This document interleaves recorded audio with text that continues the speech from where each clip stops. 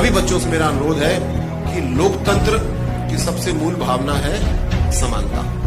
तो इस समानता के भाव को हमको नहीं खोना। अपना ऑप्शनल सब्जेक्ट डिसाइड करते समय किन किन बातों का ध्यान रखना चाहिए? तो हमको तैयार रहना है कि हमको 3 साल कम से कम इसकी पढ़ाई करनी है। तो ऐसा विषय चुनो जो 3 साल आपको आनंद के साथ पढ़ने में मिले, मजा आए और आपका सिलेक्शन उसमें हो।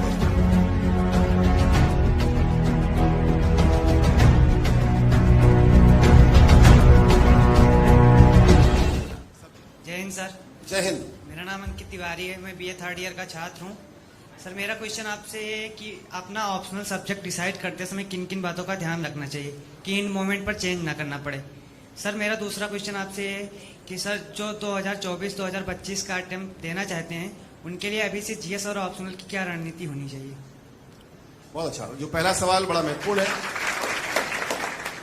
यहाँ पे मैंने गलती की थी, इसलिए मैं आपको पहले अपनी गलती बताता हूँ और फिर उसी से शायद आपको समझ में आ जाएगा क्या कर सकते हैं। मैंने बीएससी किया ग्रेजुएशन में अपने, और मैंने ऑप्शन लिया अपने पहले अटेम्प्ट में फिजिक्स और ज्योग्राफी। फिजिक्स जिसको मैंने 3 साल पढ़ा था, तो मुझे लगा मैं इसको तो अच्छा कर ही लूंगा और मेरे नंबर भी ठीक ठाक थे उसमें बीएससी में। लेकिन जब मैं पढ़ने बैठता था तो मुझे ज्योग्राफी में इतना आनंद आता था कि मैं ज्योग्राफी पढ़ता रहता था और फिजिक्स सोचता था कल पढ़ूंगा, अच्छा शाम को पढ़ूंगा।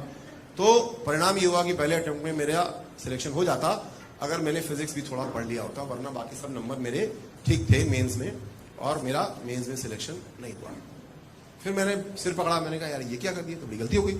तो समझ में आया मेरे कि फिजिक्स, हालांकि मैंने 3 साल पढ़ा था, लेकिन फिजिक्स में मेरी रुचि बहुत कम थी।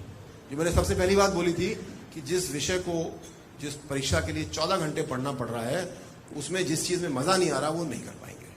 तो मैंने फिर उस समय 2 सब्जेक्ट हुआ करते थे, तो और मैंने सब्जेक्ट देखे कौन से हैं, तो मुझे समाजशास्त्र, सोशियोलॉजी बड़ा अच्छा लगा।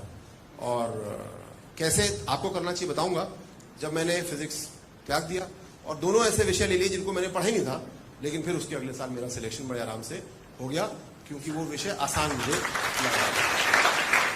अब आपके सवाल का सीधा जवाब, ये नीट जेई के लिए इंपॉर्टेंट नहीं है, यूपी पीएससी के लिए भी इंपॉर्टेंट नहीं है, क्योंकि यहाँ पे ऑप्शन खत्म हो गए हैं, केवल यूपीएससी में ऑप्शन अभी बचा है। आप जो विषय लेना चाहते हैं, आप पुनः इसमें मत जाइए कि इस पे सिलेक्शन ज्यादा होता है, ये मेरे मित्र ने लिया है, मुझे इसके नोट्स मिल जाएंगे, इन पे मत जाओ। आप केवल एक बात पे जाइए कि आपको विषय में रुचि है कि नहीं। और कैसे तय होगा? मान लीजिए समाजशास्त्र मैंने बोला कि अच्छा था, मेरा सिलेक्शन हो गया, आप उसको देखना चाहते हैं, तो उसकी एनसीईआरटी की पुस्तक आप या तो डाउनलोड कर लीजिए या खरीद लीजिए उसको, और उसमें से एक चैप्टर को पढ़िए। एक चैप्टर करीब होगा 25-30 पन्ने का। उस चैप्टर से संबंधित यूपीएससी में सवाल कैसे आते हैं, ये भी आजकल ऑनलाइन मिल जाता है, चैप्टर वाइज छटे हुए आपको आसानी से मिल जाते हैं। उस सवालों को करने की, हल करने की कोशिश करो। मतलब जो बहुत बड़ी परीक्षा करनी थी, उसका एक छोटा सा टेस्ट ट्यूब में हमने एक चैप्टर लिया और देखा। अगर इसको करने में आपको आनंद आ रहा है, आपको रुचि आ रही है, तो इसका मतलब ये विषय आपके लिए ठीक हो सकता है। इसको करने के बाद में आप सिलेबस देखिए, समाजशास्त्र का सिलेबस निकाल के देखो और केवल विषय पढ़ो कि क्या आपको रुचि आ रही है, कुछ समझ में आ रहा है। अगर आपको अच्छा लग रहा है, समझ में आ रहा है, इसका मतलब ये विषय आपके लिए है। अगर नहीं समझ में आ रहा, तो इसका मतलब ये विषय आपके लिए नहीं है। इस प्रक्रिया में अगर 1 महीना लगता है, 1.5 महीना लगता है, तो लगाओ, कोई प्रॉब्लम वाली बात नहीं है। लेकिन जब 1.5 महीने बाद हमने तय कर लिया विषय, तो हमको मान के चलना है कि 2 साल 3 साल हमको ये विषय पढ़ना है। क्योंकि पहले अटेम्प्ट में आपका सिलेक्शन हो गया, बहुत अच्छी बात है, लेकिन स्टैटिस्टिक्स बोलती है कि ज्यादातर बच्चे सेकंड अटेम्प्ट या थर्ड अटेम्प्ट में सिलेक्ट होते हैं। तो हमको तैयार रहना है कि हमको 3 साल कम से कम इसकी पढ़ाई करनी है। तो ऐसा विषय चुनो जो 3 साल आपको आनंद के साथ पढ़ने में मिले, मजा आए और आपका सिलेक्शन उसमें हो जाए। सर तो दूसरा सवाल क्या था? सर 2024 और 25 के लिए हाँ। अभी से ही क्या रणनीति होनी चाहिए जीएस और ऑप्शनल दोनों की, कि एग्जाम के टाइम पर उतना प्रेशर भी ना पड़े और अच्छे से? ये मैं इसका जवाब मेरे पास बहुत गहराई से नहीं, क्योंकि मैं अब तैयारी नहीं कर रहा हूँ सर अपना, बल्कि मैं तो रिटायर ही हो गया हूँ ना।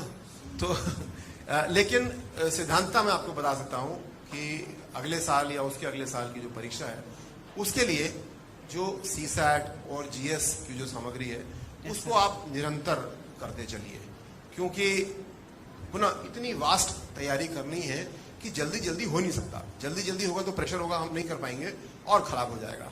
तो आप मान के चलिए कि मैं 2 साल की तैयारी करना है मुझे, और रोज का अपना सिस्टम बनाइए। Yes sir.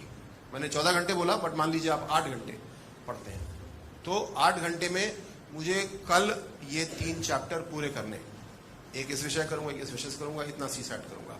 पूरा पढ़ाई करिए, शाम तक, रात तक, फिर एक समीक्षा करिए वाकई में पूरा हुआ कि नहीं हुआ।